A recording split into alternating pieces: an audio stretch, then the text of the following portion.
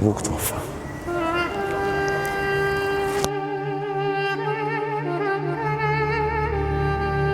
وانا ما كان بدي يصير هذا الشيء، بس انا كرمال البنت اللي بحبها سويت هيك، وانا هلا طلقتها وبتمنى انه ترضى علي بامرك.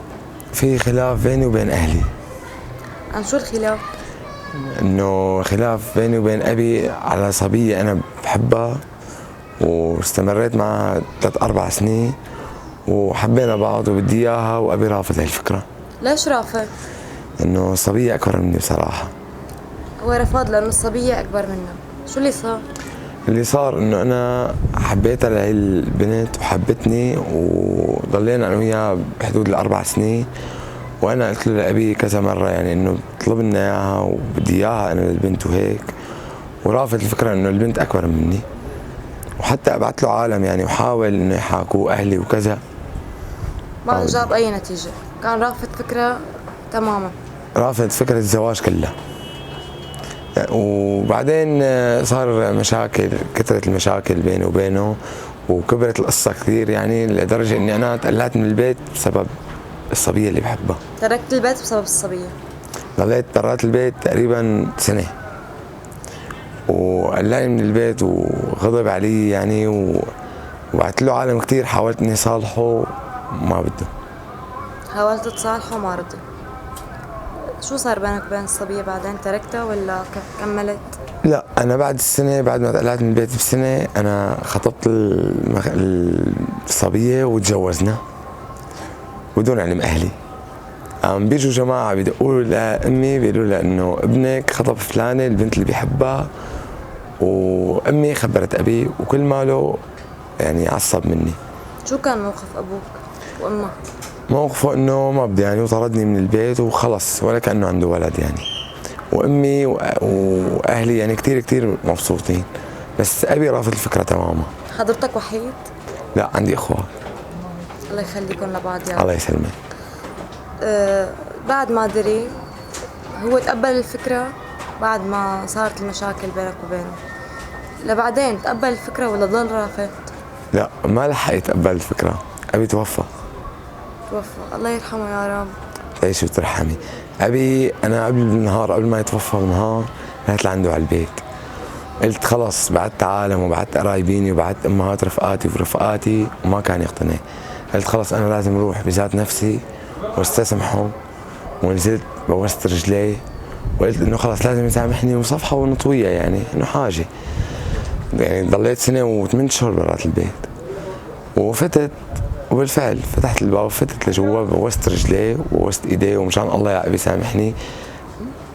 ما رضي انه يتقبل الاعتذار ولا الصلحه، وضربني وهاني وغضب علي ودعا علي وقال لي روح الله يغضب عليك من هون ليوم الدين، وانا هي المخلوقه اللي كبيتنا مشانها انا لهلا ماني مسامحه لحتى اموت.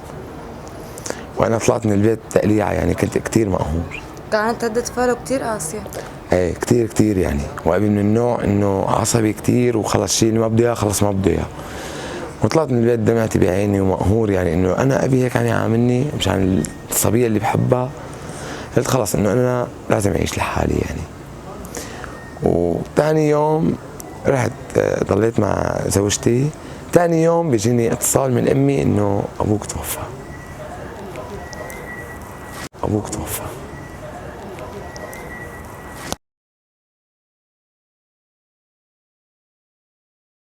الله يرحمه يا رب. بصراحة الموقف كتير حزين يعني وبيضايق بصراحة. هلا لو لساته عايش شو كان ممكن انه يصير؟ كان ممكن انه يصير اني انا مو بس بكب البنت اللي بحبها وكب العالم كلها كرمال اهلي، بس هو انه يرضى علي ويسامحني. بس انا على هوا ما فهمت انه من والدتي انه انا كنت دق لها مثلا، اشتاق لها بدي اشوفها، دق لها وينك ماما، تقول لي انا نازله على القرنه الفلانيه تعال لعندي. اما قبل ما يتوفى ابي، الحديث اللي فهمته من امي انه قايل لها حلف عليها يمين طلاق انه لا تشوفني ولا تعرف عني شيء ولا تقرب مني. وحتى الصبيه اللي انا تزوجنا انا وياها انفصلت عنها. تركت الصبية؟ شو السبب؟ شو ذنبها هي؟ طلقتها لانه يعني حسيت بلحظة ندم، يعني الله يدوق على حدا، يعني كثير كثير انقهرت وانجرحت من جوا، ولهلا الجرح يعني ما بيعلم فيه غير الله. وقلت انه ابي مات بسببي انا والصبية، فلازم ننفصل. طلقتها. شو كان موقف الصبية بعد ما طلقتها؟ موقف الصبية انه ندمانة وبنفس الوقت مقهورة، لانه بتحبني كثير وما بدها تتخلى عني، ولهلا عم تبعت لي عالم واخبار مع قرايبينا، مع رفقاتها، مع اصدقائها، وانا رافض الفكره اني ارجعها. وقالت لي انا شو بدك، انا جاهزه وتحت امرك، المهم انت تكون مبسوط وانا بحبك وانا ما بتخلى عنك ومن هذا الحديث. انا رفضت الفكره انه ابي توفى من وراي. طيب انت برايك هي كانت بتستاهل انه انت تضحي باهلك كرمالها؟ طبعا انه انا بحبها وهي بتحبني، بس انا مالي عرفان اني حوصل لهي المرحله اني انا اخسر ابي مقابل مرتي او حبيبتي اللي بحبها. انت كان ببالك انه ممكن الامور انه تتصلح؟ ممكن تصلح الامور انه ما يموت ابي، اما مات ابي يعني ما عاد في فايده هلا. فقلت لازم ننفصل، وانا قررت خلص، اخذت قرار يعني، وعاهدت حالي انه خلص انا ما عاد بدي احب. يعني عاهدت الله، لا حب، لا زواج، لا عالم، لا رفقات، لا اهل، انه خلص انا بدي اخذ بيت واستقر لحالي واعيش فيه لحالي. لما طلقتها انت امك شو كان ردة فعلها؟ شو كان موقفها؟ امي كثير كثير مقهوره، بس وقت والدي قبل ما يعطيك عمره حالف عليها يمين طلاق وهيك، فما عاد سالت عني بنوب، يعني حتى امي تخلت عني. بس هي كانت مجبوره، لانه كمان قلب الام ما فيه يتخلى عن ابنه. هلا هو مزبوط، بس والدي توفى خلص، يعني مشان شو تضلي محاربتيني يعني. هلا كيف علاقتك معها؟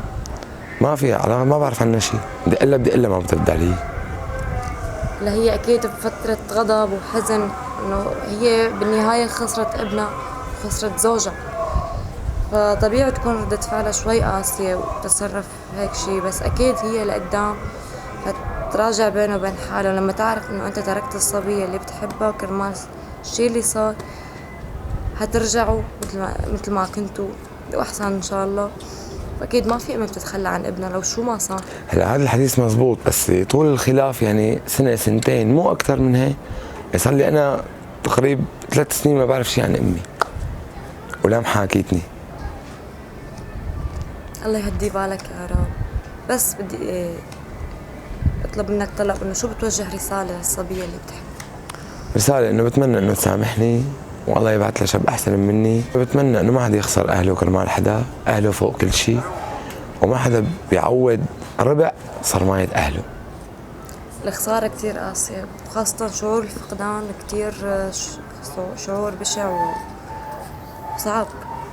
اي والله صعب كثير، بس انا ما عم اقول لك انا انصدمت انه يعني ما توقعت هالشيء من امي بصراحه. انا يعني ابي الله يرحمه توفى، وانا حتى رحت على قبره يعني واعطيته رساله انه مشان الله يا ابي سامحني، وانا ما كان بدي يصير هذا الشيء، بس انا كرمال البنت اللي بحبها سويت هيك، وانا هلا طلقتها وبتمنى انه ترضى علي بقبرها.